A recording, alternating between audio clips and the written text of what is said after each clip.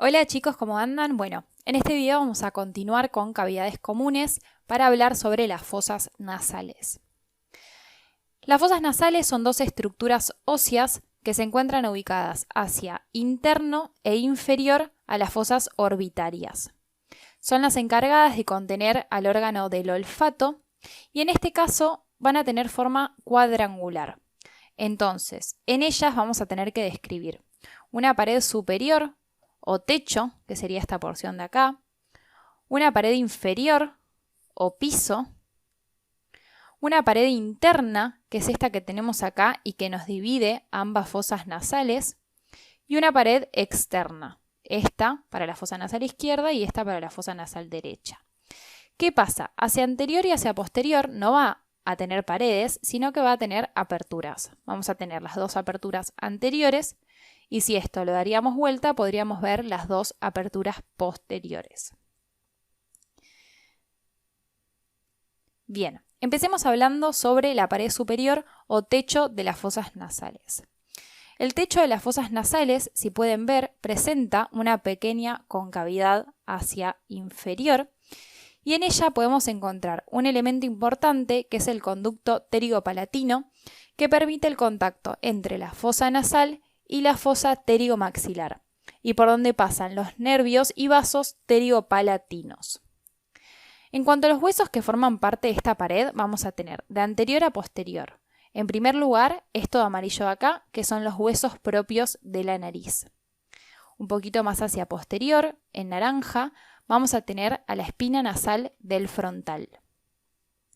Un poquito más hacia superior, vamos a tener a la lámina cribosa del etmoides y por último al cuerpo del efenoides. Entonces, el techo de las fosas nasales está representado por huesos propios de la nariz, espina nasal del frontal, lámina cribosa del etmoides y cuerpo del efenoides. Bien, pasemos a describir la pared inferior o piso de las fosas nasales. El piso de las fosas nasales es el que encuentra el contacto con la cavidad bucal, es decir, es el mismo que va a formar el techo de la cavidad bucal. Y en él podemos encontrar al agujero palatino, que es este que tendríamos acá. ¿Cómo está formado el piso de las fosas nasales? De anterior a posterior vamos a tener, en primer lugar, ahí en rosa, la apófisis palatina del maxilar superior y hacia posterior, en azul, la porción horizontal del palatino. Entonces, de acá para abajo, piso de las fosas nasales y tenemos en rosita, apófisis palatina del maxilar superior, en azul, porción horizontal del palatino.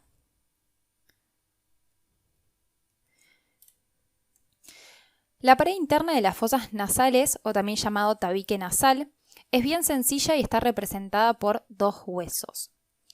Se va a completar hacia anterior por esta estructura que tenemos acá en celeste, que es el cartílago del tabique, y como dijimos es la encargada de separar ambas fosas nasales.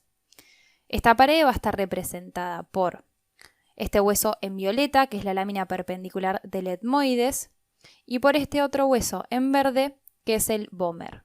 Entonces, la pared interna tiene hacia anterosuperior la lámina perpendicular del etmoides y hacia posterior-inferior al vómer.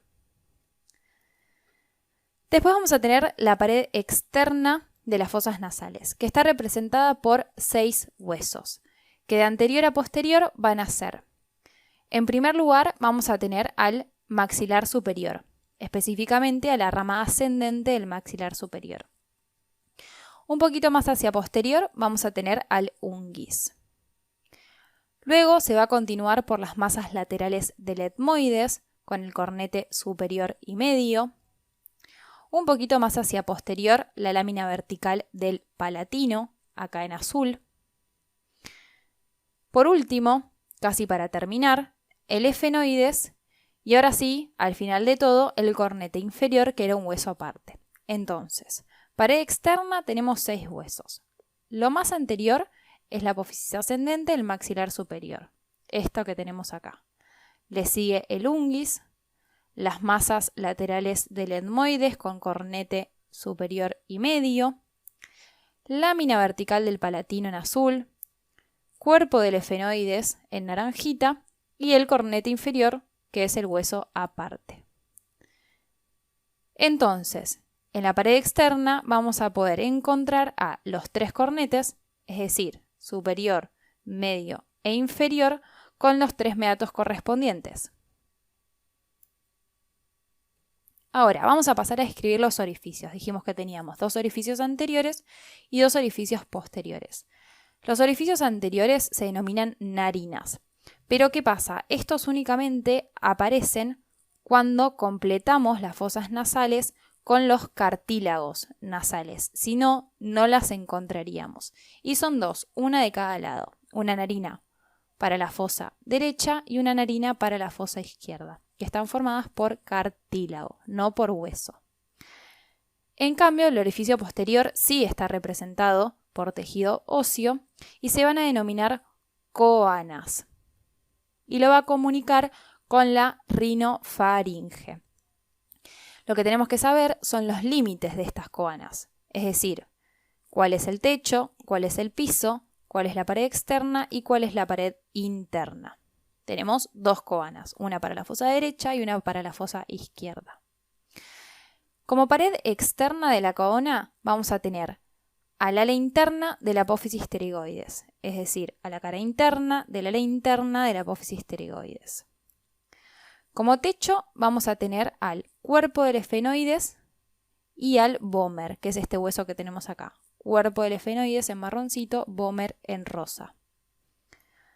Como pared interna vamos a tener justamente al vómer.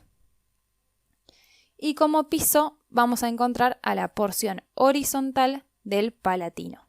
Entonces, coana está delimitada por apófisis pterygoides, cuerpo del efenoides y vómer, vómer hacia interno, que me divide ambas coanas, y hacia abajo palatino. Nos comunica la fosa nasal con la rinofaringe. Entonces, las fosas nasales, ¿con qué se van a comunicar? Van a tener una comunicación con la fosa orbitaria, que ya habíamos dicho que se daba por el conducto lacrimonasal. Van a tener una comunicación con la cavidad bucal por medio del conducto u orificio palatino. Van a tener una comunicación por endocráneo, por medio de la lámina crevosa, por donde pasaban los filetes del nervio olfatorio. Y va a tener una comunicación por la fosa pterigomaxilar, que lo va a hacer por medio de los conductos pterigopalatinos y por el agujero efenopalatino.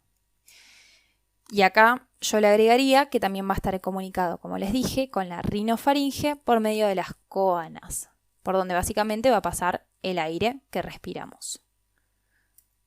Muchas gracias.